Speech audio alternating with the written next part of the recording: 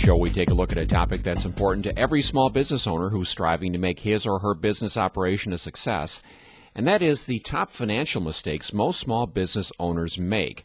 Telling us about those mistakes and how to avoid them is financial advisor Rich Feit, the owner of IAM Financial, LLC.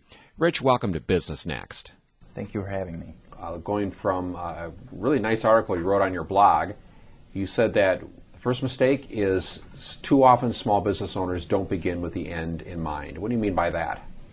Well, it's just like Stephen Covey said in his 7 Habits of Effective People. You want to have a vision of where you want to take that business. And if you have that vision, then you can actually start putting the steps to get to that vision. But if you don't have that vision, then you're just kind of wandering around. And that's what usually is the case with a small business owner, because they start something, they do something that they love, but then they just get bogged down in the business side of it and they don't necessarily progress towards the goal. Short-term thinking, I would believe, is a common issue. You're struggling so hard, especially in this economy, yes, just to keep things running, that it's hard to think about the long term. Absolutely, and most people are not even aware of the long term. So, and then by the time the long term sneaks up on them, then they say, "Ooh, I got to retire in 5 years, so or maybe less, and what do I do about that?" So, are there some ways that you can sort of look long term and try to visualize the end that you have in mind for your small business?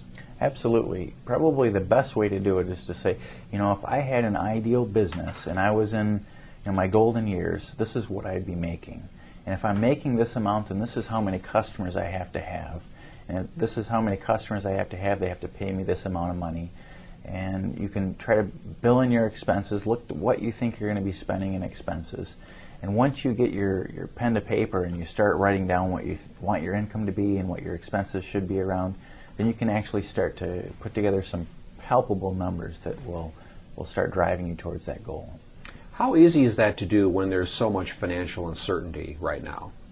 Well, it's pretty tough to do. There's ways to try to eliminate some of that financial uncertainty by taking some of the volatility out of maybe your investments or something. But I mean it's making really safe, cautious decisions moving forward, as opposed to maybe going out on a limb.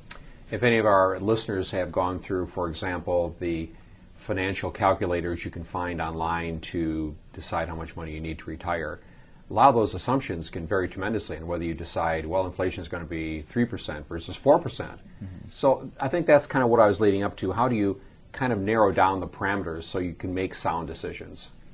That's a tough decision. As far as those calculators can be very misleading, because just like any other program, it's garbage in, garbage out. And if you can put good parameters in there, then yes, you can make a little bit more sound decisions. But I think the most important part is, and this is again, if you have that goal in mind that you're trying to accomplish, is to revisit that. So you put the plan down in place, and then maybe a year later you revisit that plan to see if you're progressing.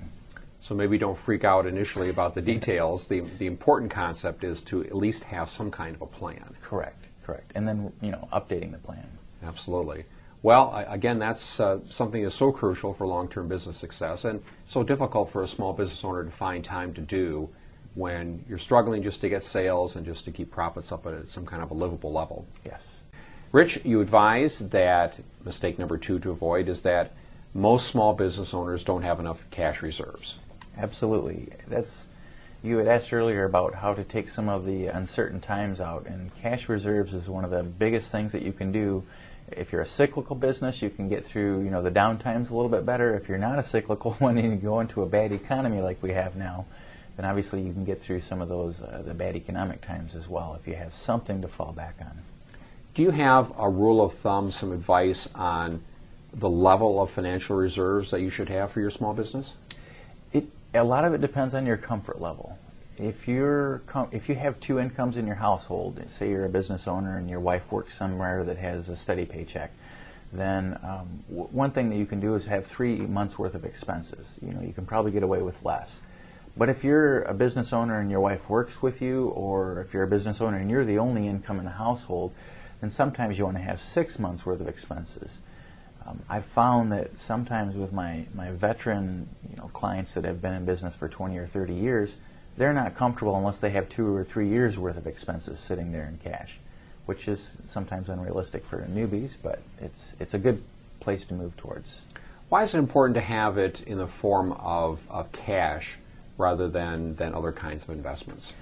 Cash is important because it's not going to be as volatile. Obviously, we saw some volatility in the market lately, and when that happens, obviously, if you don't have the cash sitting there and it's going down, then you have less money to fall back on. Cash, stable bond funds, maybe short-term CDs if you're trying to squeak a little bit more because cash isn't paying a whole lot, but it's going to be a lot less volatile.